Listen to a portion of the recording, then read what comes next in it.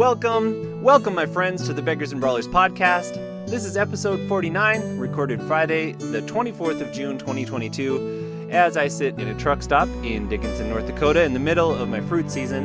And this week I've got another preview for you of our upcoming Tidecaller prequel novella, Thief of Smoke and Sorrow, plus a little background on a character we finally meet in the course of the story.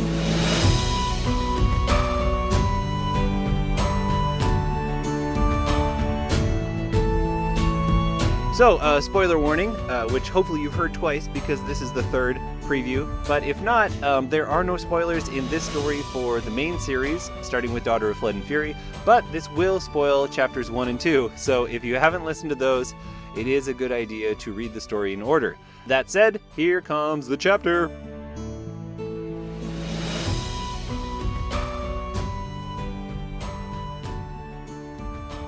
Three. Owena is passed out when I get back to the new hideout. Actually an old monk's hermitage, bricked off from the cave system that riddles the cliffs under the monk's temple. It's the one place I'm sure the witches won't come, with so many monastics nearby. I almost don't wake her. I can be quiet when I want to. But I need someone to talk to, and the sight of her frail frame sleeping there brings back too many memories of Astresia and the nights we shared a mattress, whispering to each other in the dormitory darkness. Things I'd rather forget. I let my foot scrape. Owena jerks up, eyes darting. I hold up a hand. "It's me, just me. I brought dinner." I hold up bundles of sticky rice and peppered goat shank, wrapped in banana leaves and still warm from the vendor's cart. Stolen, of course. Her shoulders relax, and she pushes up from the pallet. "Did you find anything out?" It takes me a minute to realize that's sympathy I hear, seeping through her flat tone. "A book," I say, unwrapping the food.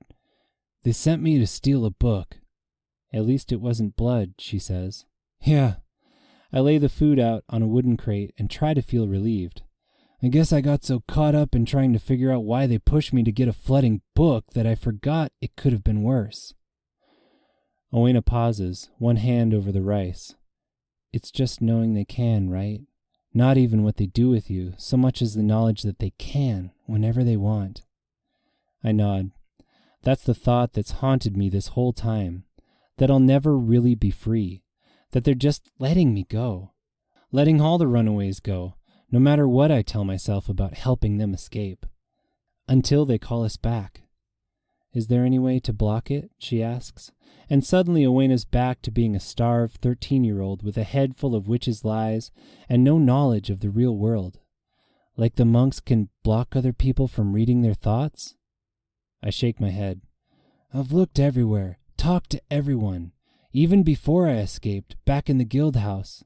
There's nothing you can do, nothing you can take, no part of your body you can cut off to keep them out. Trust me." She glances at my missing eye and looks away. I forget the effect it can have on people, especially novices. Apparently, my escape has become legendary in the dormitories. "Anyways," I say, trying to cheer her up, "none of the people I've gotten out have ever been blood pushed again, as far as I know. Some of them stay on the farm, and some of them find work up peninsula. Get married, start businesses, do whatever. Live normal lives. But not you." I rip into a shank. "This is as normal as it gets for me. Maybe I will, someday. Have a life, I mean.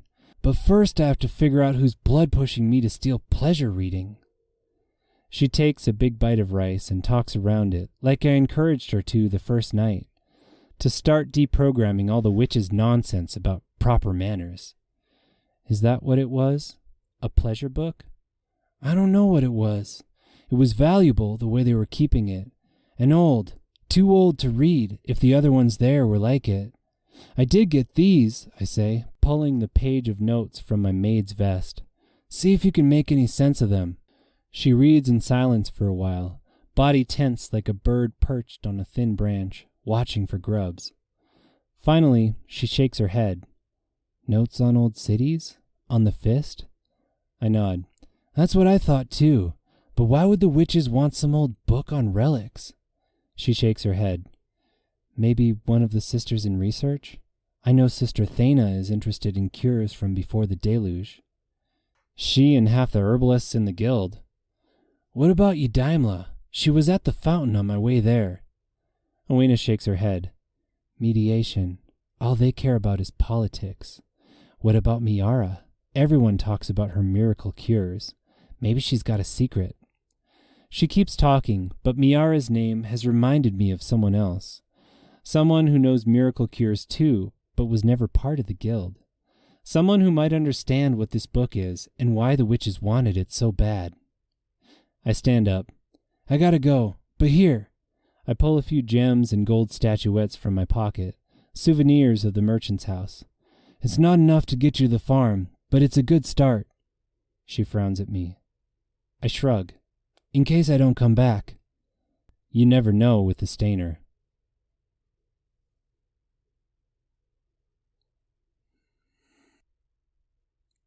"4. The trek out of Surrey takes most of the afternoon. It's a big city, and I'm not taking any chances on getting seen by witches or the overseers, who have probably figured out by now that the maid who appeared briefly in that merchant's house was the same one who lifted their statuettes. I'm in a porter's vest and loose shorts this time, a close-cropped wig of reddish blonde hair on my head, arms greasy like I've been hauling oil fish from the barges. The nice thing about playing a porter is I'm expected to be smoking at all times. I needed a smoke to calm my nerves. A few smokes, it turns out. The landscape calms me too, once I'm across the city and over the limestone headland. The next bay isn't good for much beyond fishing and raising oysters, so the people thin out pretty fast. The water is clean too, without Surrey's runoff, and the fishers' boats look pretty on the water, bobbing between the sparkling waves. More than once I've thought about finding a hideout over here, but something about the city pulls me back, like a goatfish that can't live outside tainted waters. The Stainer's house sits on the far headland, its stones so worn they look like part of the landscape. Shaggy moss covers the roof. Still, they must take care of the place, because the metal hinges and window frames never show a spot of rust. A throat clears inside. "Gaxana of the Blackwater, come to beg more favors of me?" It sounds like they haven't spoken since the last time I was here, 5 months ago, needing my eye color changed after a burglary gone bad. I open my mouth, but before I can answer, the door swings inward. They sit in the same warped wood chair, gray hair grown nearly to the stone floor, a silvery line in their hand leading to the door, as others do to the windows and cabinets. There's no bed, no furnishings other than that chair and the web of metal lines that fills the space. More than once, I've wondered if they ever get up from that chair. How long they've been sitting there, watching the silverfish leap in the bay. I clear my throat. "I do, actually, but nothing big." "I'll be the judge of that." They turn their eyes on me, eyes the silver of their hair, though their skin is bright and healthy. "Well, give it to me." I hand the page over, not even really surprised they knew. They've always known what I want before I say it, including the time I came chased by 2 guards. I'll never forget how they fell over, dead without the Stainer even touching them, without even asking why they were after me. They knew, and the price they asked was high afterwards. I've come less often since then. "Notes on drowned Surrey, yes?" the Stainer says. "A middling scholar for your time. Amateur, even? A well-to-do man dabbling in intellectual pursuits, maybe." They hand the pages back. "This is not what you came for." I shiver at how close they've gotten it, despite expecting no less. Someday, I'll get the courage to ask the Stainer their story. Just not today, in case they'd rather turn me into a corpse than answer. "No, the witch's blood pushed me again, sent me to steal a book. I don't remember doing it, but I got a look at some of the other books in the mansion. They looked old, pre-deluge maybe. I couldn't read the script. Those were some notes on one of them." The Stainer doesn't react, but there is a sharpness to their eyes when they look up from the page. "The script. Could you redraw it?" They pull on one of the silvery lines, and a drawer opens to reveal paper and ink. I try, though I know I'm getting it wrong. The stainer watches, silent, until I've done what I can. They pluck the quill from me and make quick, elegant lines in the blank space I've left. Something more like this, maybe? Yes, I say, exactly that. The stainer is silent a moment. And you said the Theracants sent you to get this? Yeah. Theracants is another word for the witches. Like impolite is another word for pusshole. What is it? Who would have wanted it in the witches? I hold my breath. This is where they ask me for something. They always do. The stainer sits back, eyes moving to the window. It is an old book, a very old book, and I don't know any Theracants who would have wanted it, or anyone who does want it who would ask a Theracant for it. I lean forward. What do you mean? Why wouldn't they ask? Because they are at war. I jerk upright. The monks? But nothing about that makes sense. The monks are the sworn enemies of the witches. They would never ask the witches for anything. Unless... Are the witches trying to stay ahead of the temple then? Stealing this to deny them knowledge? That is one possibility. The more likely one, though, is that they are working together. Working together? The witches made me kill a monk before I escaped. When I say they, the stainer says, calm as ever, I do not mean all of them.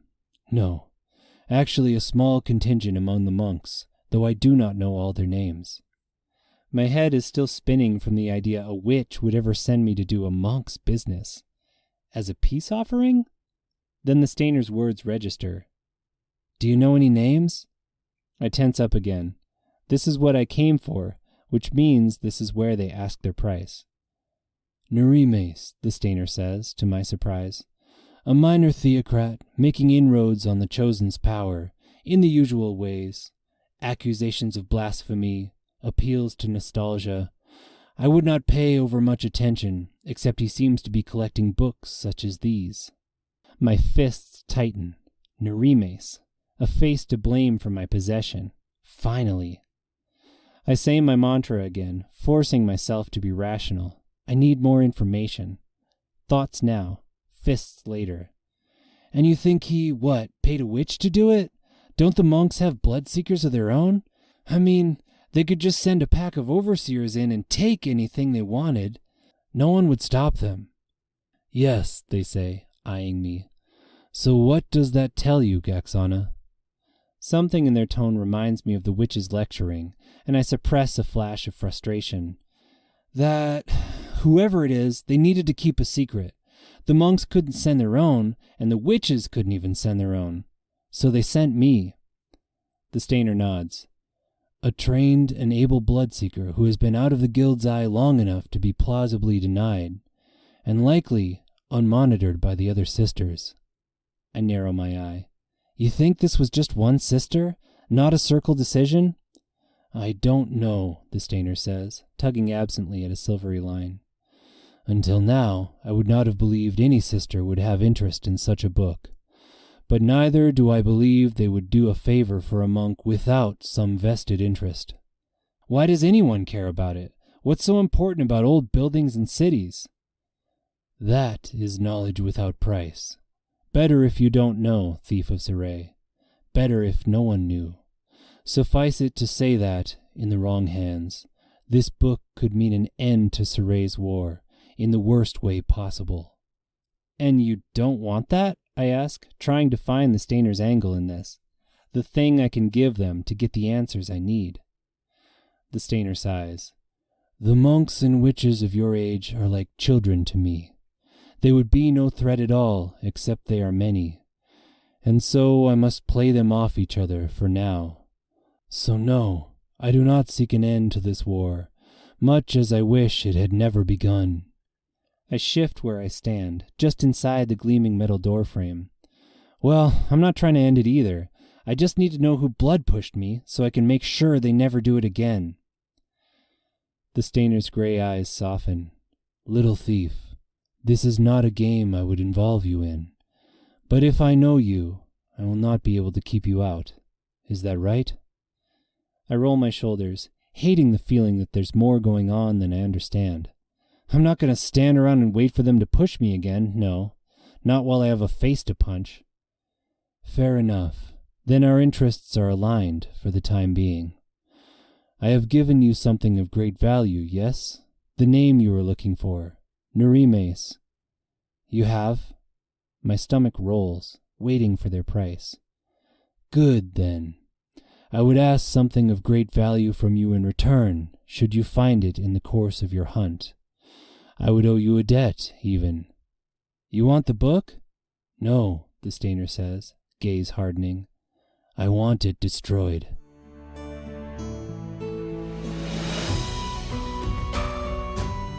Right, so the Stainer.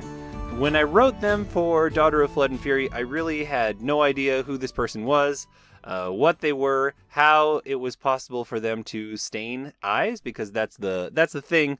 Anyway, no spoilers, but they come up for having that ability in Daughter of Flood and Fury, and that is literally all I knew. I thought maybe we were going to meet them in the course of that book, and that didn't pan out, so the Stainer has just remained like this minor entry in the cast of characters of the Tidecaller world. So now, with the benefit of 3 novels behind me, I have a little bit more time to come back to this city that I know so well, and these characters that I know pretty well, including even a lot of the Theracants that we may or may not, spoilers, meet in the course of this story. But there are little corners that I have not fleshed out, and the Stainer was one of them. So I had a lot of fun going back and saying, okay, first of all, who could possibly change someone's eye color? Because that is not a thing in this series so far. There is no one with that power. So how would they get that kind of power, and where would they come from?